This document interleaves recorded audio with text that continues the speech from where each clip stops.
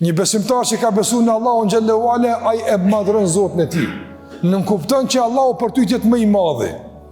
Nuk kupton që çdo udhëzim që vjen nga Allahu ta marrësh seriozisht. Çdo ndalesë që të vjen nga Allahu te barekuta ta trajtosh me prioritet dhe seriozitet. Kjo është Allahun me mëndnu.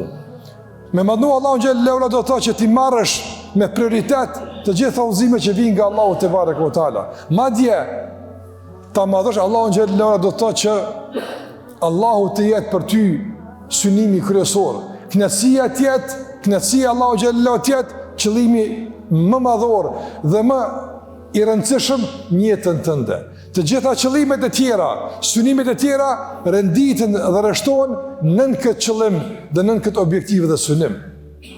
Allahu xhallahu ala në Kur'an të nderuar Zot përmend se shumë gjenerata të njerëzve, shumë popull të ndryshëm kanë pësuar këtë dunjë, janë shkatërruar, kanë humb, kanë bredh, kanë deviju, edhe në dunjë, edhe në ahiret meritojnë dëshkimin. Dhe kur Allah flet për arsyen e këtij dështimi kaq të madh, të kësaj huqjeje kaq serioze, e ndërlidh Allah xhallahu ala me mungesën e madhënimit të Allahut te barekuta.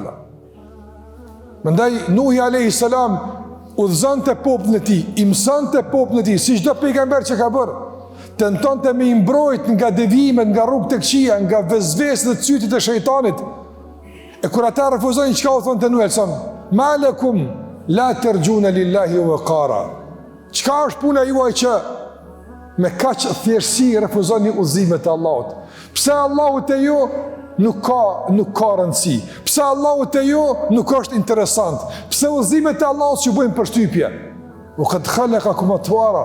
Nëse Allah ju ka krijuar juve në faza ndryshme, në periudha ndryshme, aja zbret shiun, aja dërgon bereqetin, aja dërgon frytin, aja dërgon furnizimin, aja shëndetin, gjitha i keni nga Allahu xhallahu ala. E pse me kaq nënçmim, përbuzje dhe inferioritet i qasën i besimit në Allahun dhe udhëzimeve të tij?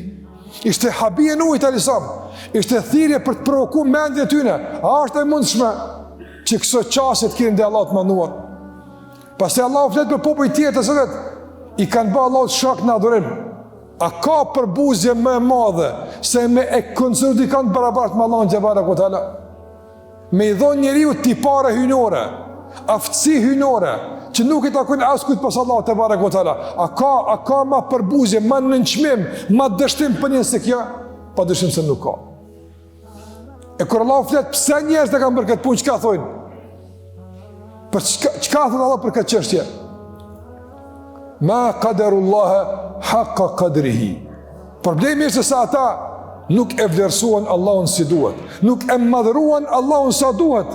Pa mungesa e madhënimit të Allahut nga zemrat e tyre bëri që pastaj dikush si ata, dikush njeri rëndomt të merr tipare, të trajtohet, madje të adhurohet në vend të Allahut të mëdhenuar.